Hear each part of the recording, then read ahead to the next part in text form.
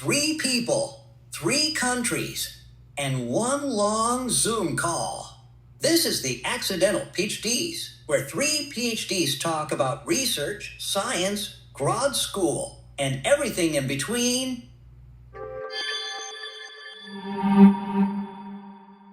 Hi everyone, welcome to another episode of Accidental PhD, where 3 PhD talk about research, science, grad school, and everything in between.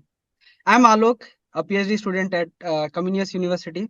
So today we'll be talking about internship. I haven't done any internship so far because honestly I was not that interested in research during my bachelor's. But today with me we have 2 friends, Basil from University of Chicago, Karthik from University of Potsdam. They have very good experience in doing internship in both institutes, Indian institutes and government labs also. So today I am the curious one who will be asking all the questions that each student have in their mind about internship. Karthik and Vasil, you both have done internship at Goa. Why Goa, man? Come on, guys, admit it. You chose Goa for only partying, not for the labs. No. Oh, yeah. We were together in Goa. It was in last no, 2 summers before, right? 2020, Yeah, it was 2022, long 22. time back. Yeah. Summer internship at National Center for Polar and Ocean Research. We called it NCPOR. It was me and Karthik as well as one of our friend Shubham was also there. Shout out for Shubham. Uh, we 3 of us, yeah, we applied together. I mean, it was different working under different scientists. Yeah, I mean, Goa is really a good place for research, not only for uh, Sure, party. sure. Just for Yeah, research. there are a lot of Okay, research okay. institutes. But we did travel a lot, not partying, but we did a lot of weekends. We go for Hmm. traveling with the scooty and all. It was really nice. So we will be uploading the sample CVs, motivation letters, and email drafts that we used for our internships that we made with the help of our seniors. So we'll be uploading all these stuffs in our Telegram group. The link is in the description. So join it.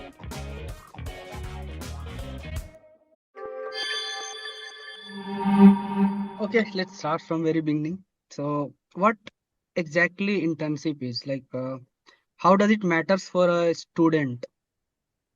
So internship is nothing. It's just a short project which you do during your summer break so that you don't enjoy your summer break too much. You should have some work in those holidays too, something to do. But it's fun. Internship is fun, actually, I would say. And the thing which you'll do in your master's thesis, the research experience which you'll get in your master's thesis, you will just uh, get a trailer for that in those 3 months, maybe, and you work on a research project, learn some new techniques which are something different from the usual coursework. And yeah, just that you don't have to do something completely new. You can just work on an existing project or just learn some techniques. And networking. You can connect with people basically. I mean, if you're Okay. planning for PhD in future, you need a letter of recommendation letter from different scientists. So if you have good connection with these people, that would be really beneficial. So yeah. Also, you want to make your CV look attractive, so you need some Okay. experience, research experience to list in CV also. So yeah, it's very important to do an internship. That's why we all do an internship. Okay, Not all. okay. Now let's come to the practical part. How did you get internship, and what are the different ways through which you can get internships? Okay, so how do I find one? So there are, I would say that there are mainly two broad types of internships you can see. One is already advertised or organized or department-wise internships or internship programs, you can say. For Okay. example, Indian Academy of Science. This is one of the biggest internship program in science and technology, you can say. You can note down that if you are interested in internships, especially for undergrads, Indian Academy of Science offers internship programs, even they are funding students. And ISERs do offer some internship programs So you are directly applying to that program. IITs do have IIT Kanpur or Kharagpur. They have Surge. Oh, different IITs. I mean, IIT Gandhinagar. What was the name of the program they had? Uh, SIR. Summer Research Internship Program, SRIP they call it. SIR. Yes, all right. So, Okay, sir. Also, the NCPR one we mentioned, right? That is also a program. So mm, the other one is like you're directly mailing a professor or scientist and expressing your interest. There is nothing advertised or there is nothing called a department-wise internship program, but you are just messaging or mailing them and asking if you have any positions available there so that I can come during mm. summer, work with you, learn some techniques. So that's another way of doing. So these are the two major ways you can find an internship, I would say. Yeah. Karthik, would you like to add something? I think it's always better to go with the structured internships. If you can get one in a structured internship program, that's Mm. more fun, and you'll certainly be doing something. I mean, you'll be doing something in any kind of internship, but if it's structured, your project would be set, your professor would be set, and it's more official. So you'll have the pressure to make reports and consistently work on your project. And you'll also have other students in it. If it's a structured program, you would have batchmates who are from different university who would also be doing their internship there. So you can just also network with them, know about their institute, make friends there, enjoy. I mean, it's more fun, I would say. Like whenever we apply for internship, all the students have this confusion in their mind while drafting CV, like what to add, what to not add. So I think I would ask you to put some light on this. So the CV should be really simple and boring. I mean, we discussed that's how a CV should be for research, right? It should be a boring CV. It's not that you're applying for a corporate job or something. Some basic rules which everyone should follow is there should be no photo in your CV. That puts a really bad light. It looks quite childish and it just shows that you're applying it for the first time or something. And add every research experience, everything which you have done, even in the coursework, the projects you have done, uh, mention all the relevant courses which you have learned, the mathematics course, the coding course, and just the small projects too which you have done in your courses. What else should be there? Um, um, Grades. Yeah, grade, grades. Yeah. grade, I would grades is also, fine. yeah. Okay. I And mean, do if I you also have need any to project add? works, yeah, if you have any courseworks, course projects, or something that you can add, you can definitely add. As Karthik has mentioned, the problem with adding your photo is that the person viewing that will be biased based on your looks. It can be a positive bias or negative bias, whatever Mm. it be, but don't bring such biases to the decision. So you should never add your photo. And also, as Karthik said, it should be boring with no colors. And that's how you can search. I mean, if you can use LaTeX, there is a software, I mean, website called Overleaf, in which you can just work on the already prepared templates. You don't have to write the codes from a scrap. You just have to edit the already available. So Templates, yeah, right? templates. And it should be in a linear order without any subgroupings in the same page. Yeah. Okay. And experiences, then techniques, lab techniques, skills. So if you are applying for the first time, right? We all applied, Karthik, right? We all applied for the first time. We didn't had much on the CV.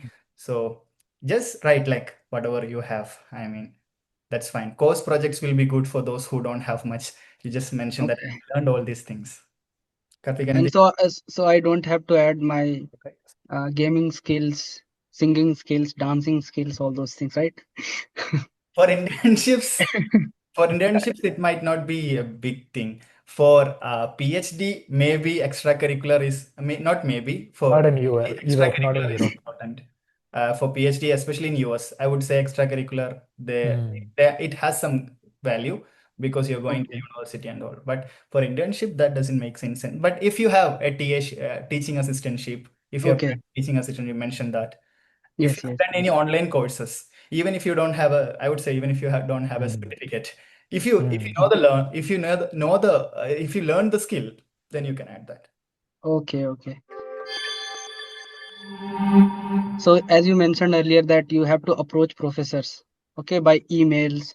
So how to frame the email? so that I can get reply from the professor? Okay, I will answer that. So, uh, uh, in our high school, we have learned how to write a mail, and there we have learned that respected sir or respected sir, your Mm. beloved, all these things. Never use this sentence. It was completely wrong, and I don't know whether still the school is teaching the same thing. If never use respect, if you don't have to respect, show the respect like that. You have to respect but don't show. I mean, dear professor, if his Okay. name is Karthik, dear, if it is a scientist you can say dear Dr. Karthik, or if it is a professor, dear Professor Karthik. uh, Okay. that should be the first sentence. So that's the common standard, international standard for mailing anyone, especially in an academic space. Never show a more respect or highly obedient sentences in your email. Also, the subject line is very important. That comes the first time in while writing a mail. The subject line should be, you should never mail without a subject line. And even if you're writing a subject line, it should be catchy. It should be short and it should be catchy Mhm. for application for internship, or what say. I mean, if you are specifically interested in a specific project, mention the project's name and application. That should be there. And then we discussed dear professor, this thing. Then coming down, you should in first two sentence you should introduce who you are. Never introduce yourself at the end. You should introduce who Okay. you are, and you should also mention why I'm writing this mail. You explain everything, and down I want an internship. No, don't write I want to do an internship under you in this paragraph. It should be in the first paragraph and saying that I'm writing to you because I would like to work under you in the next summer or coming summer. That should be in the first paragraph so that the professor know what this guy is trying to explain in coming paragraphs. Then you can explain about why you are interested. If you have a previous research experience, mention that I have these experiences, these specific courses helped me to understand this subject. And then say that also you can mention that I have read this work. I mean, you should read it, at least the abstract. You should read at least the abstract and understand what this guy is doing, and mention that I have read your work, I've gone through your work, and I'm interested in this specific topic, and I would like to know about whether you have a position so that I can work on the similar project. Okay, everything down. And to the bottom, if you can even write like a question type of thing, that I would like to know whether you have such a position. If I can chat with you, especially in PhD, this line is very important. If I can chat with you, they will set up a meeting or something.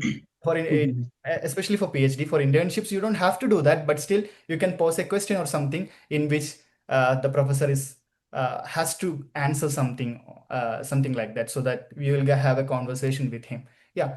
Then yeah, mention your name, your whatever designation and everything. And if you are affiliated to a university, especially from ISERS or any central university or state universities, you should use your mail ID. If you have an institute mail ID, use the institute mail ID rather than any common gmail.com, because they won't open it. Most probably Okay. most professors won't open it.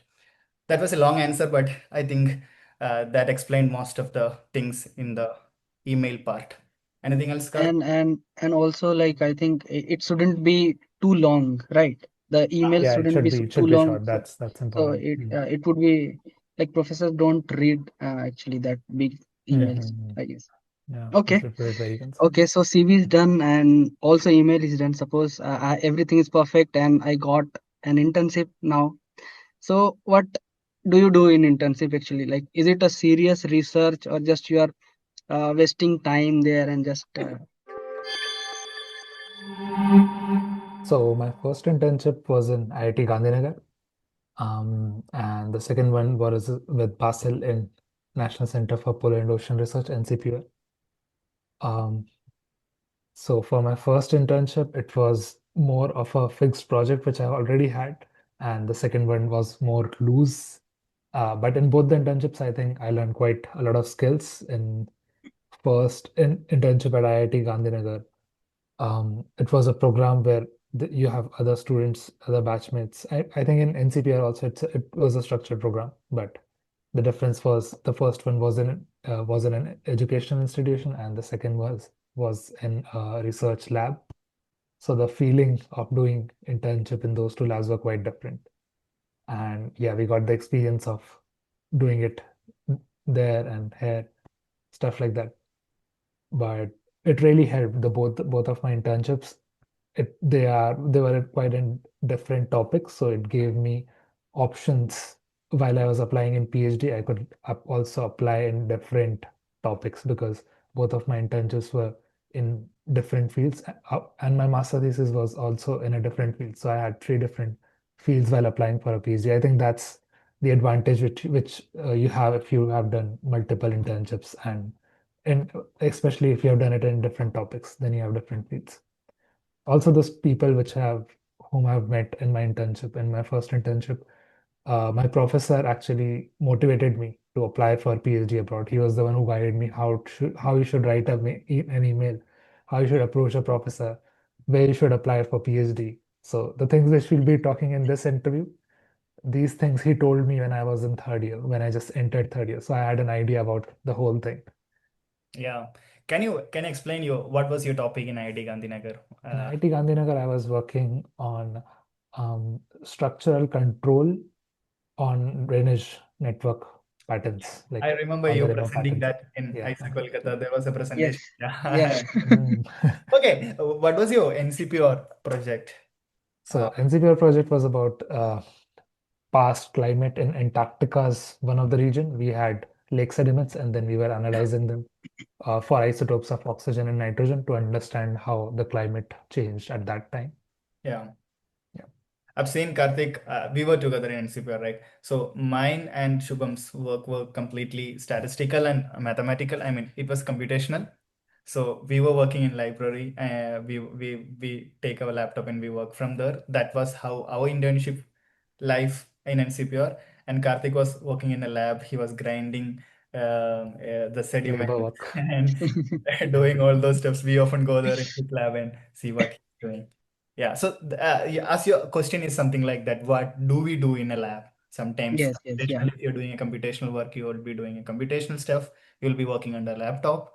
If you're doing a Okay. lab work, you will be like working with instruments, doing all those stuff, those things. Yeah. I think you should do, if you're doing two internships, you should do one in computational thing and the one in lab thing. So you know which Okay. one you are more good Which at one you and should which one do you know? like more. My first internship was online during I started applying for internship in my first year, then COVID came, and I didn't do an internship, so it was we were at home. So yeah, so I thought that I should mail someone on to do a virtual or online internship so that I can do something online. So at that time, it is online, so definitely you can mail anyone. You don't have to you don't have to go there. You can mail any international professor. I started mailing international professors. I started from MIT, Cambridge, Oxford, all these people didn't reply. It's fine. I mean, we are just mailing, and some of them even replied. And at the end, I found one professor from University of Illinois, Chicago. It's not the current university that I'm working. I'm working in University of Chicago. This is nearby university called University of Illinois Chicago, and this was a remote sensing project so that I can do online also.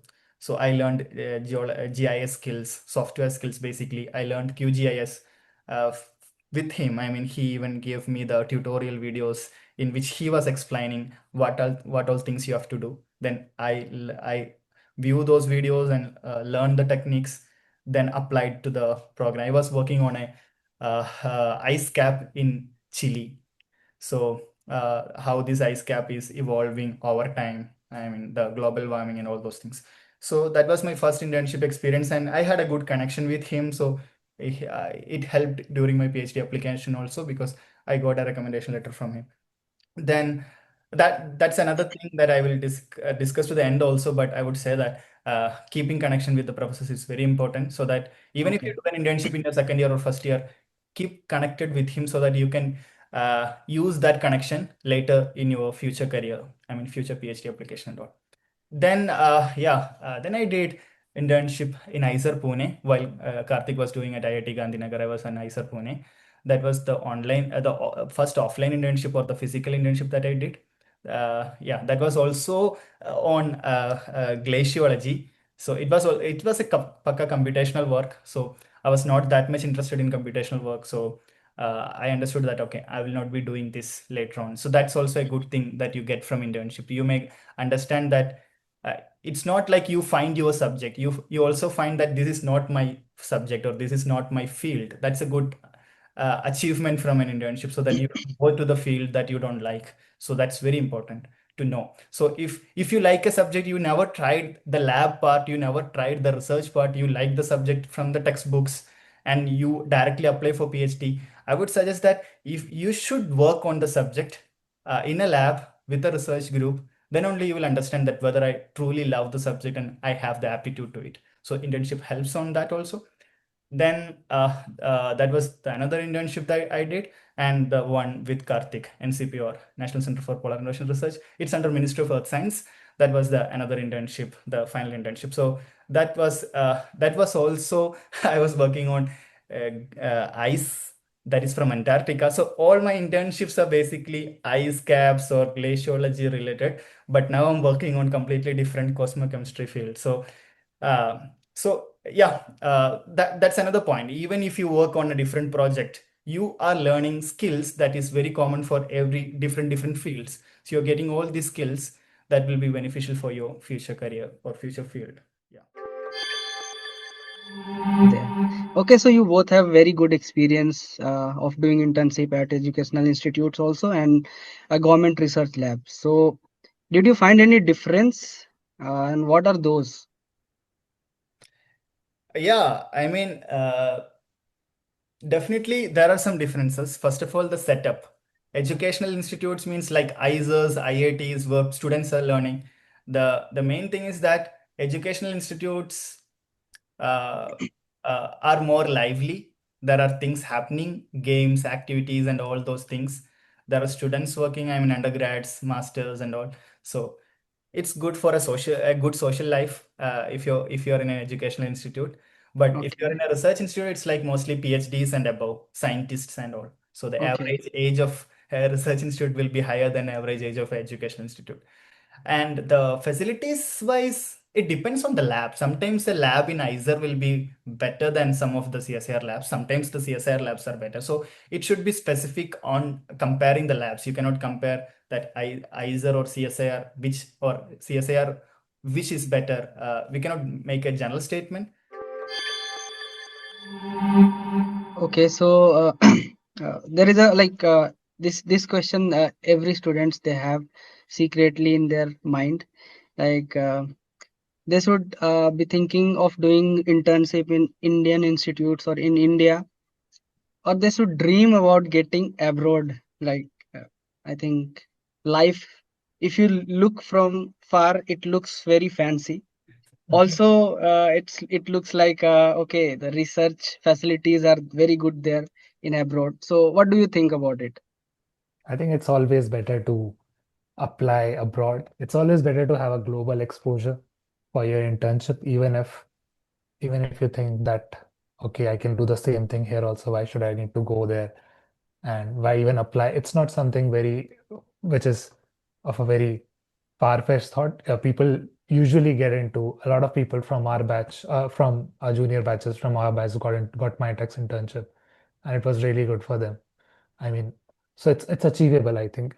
Everyone should at least try to apply in international internships. We have like many different internships there. We have MyTechs, Caltech has a SURF program. NASA has their own internship. Taiwan has a really famous internship program, NTSC, which many students apply to. Sharp, And France. France has Sharpak, yeah, that's also really popular. IISA Kolkata also have a tie-up with Sharpak, I guess. Mm. So yeah, I think you should first apply outside, apply in India, apply everywhere. And if you just get a chance to go abroad and learn there, you better go outside of India. So I have questions about internships in India. So do Indian internships pay, or do it, if it is paying, do it pay well, or you are just working for free? I'm answering. Okay. Karthik is like answer. Uh, Yeah. The internships that me and Karthik has done, no one has paid us anything. Single penny. True. But we were cheap labor. I mean, even not cheap, we were zero. We pay. Yeah, I mean, research internships are like that. You're just going there to gain knowledge, experience, connections, and it's an investment for your future. So, so yeah. So if you really want money, or if you really want something supporting system, it's not like making money, but just to get the stay and everything covered. You can apply for the programs which gives these scholarships. The programs that we already mentioned, all these national and international programs, they have some stipends for the students. But if you're directly applying, I mean, NCPR was also a program, but they didn't have But any they don't have any stipends. So stipend. Okay. yeah. But IIT Yeah. Gandhinagar had a stipend or Yeah, not? IIT Gandhinagar had a good stipend, I'd say. How much was that? Not good, okay. Now when I think about it, it's not that good. It's But for a student, it is good, right? 7,500 I mean, something. For 1 month, 7,500, yeah, that's I good. think. That's good, Yeah. definitely. I Yeah, mean, for a that's student, okay. I mean, I just think at least it covers your stay and food. I mean, at least it it covers your totally stay is covers. fine. Your stay Yeah, and food also, I think it would yeah, cover. you can survive.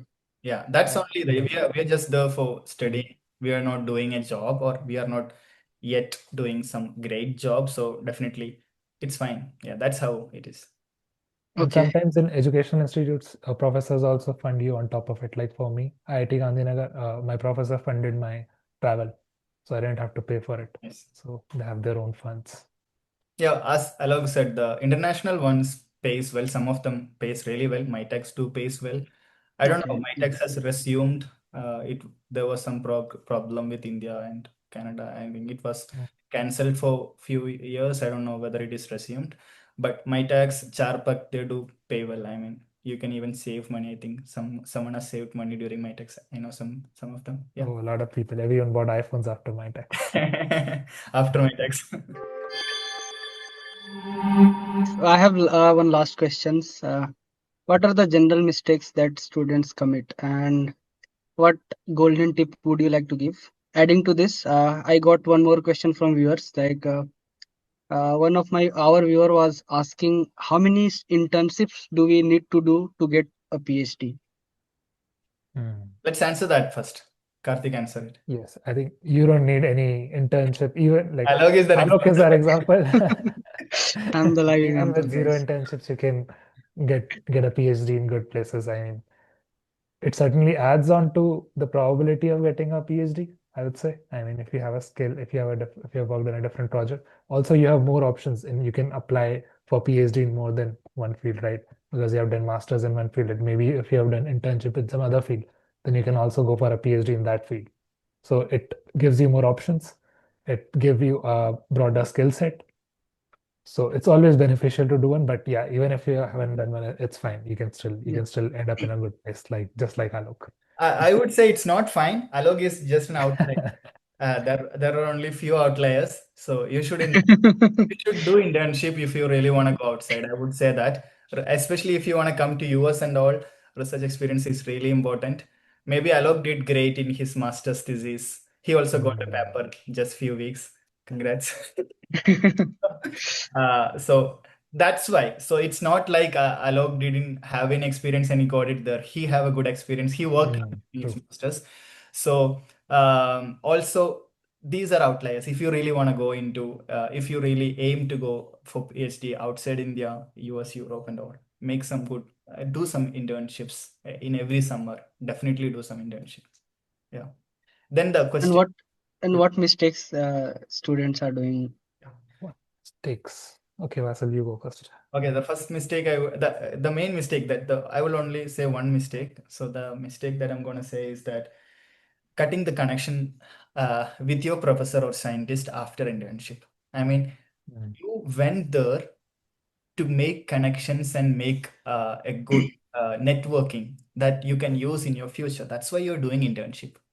It's not Mhm. only about experience, it's not only about skills. Connection is very important. So you do an internship in your second year, and after 3 5 years you don't have any single connection with him, and after after your fifth year you are asking him, hello professor, I am applying for PhD. So can you give me a letter of recommendation? You would think like, who is this guy? What is he saying?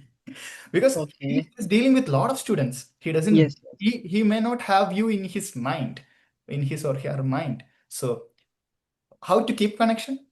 Just mail them at least once in a year, give some updates. I did that with my professor, that I did internship in my second year during the COVID time.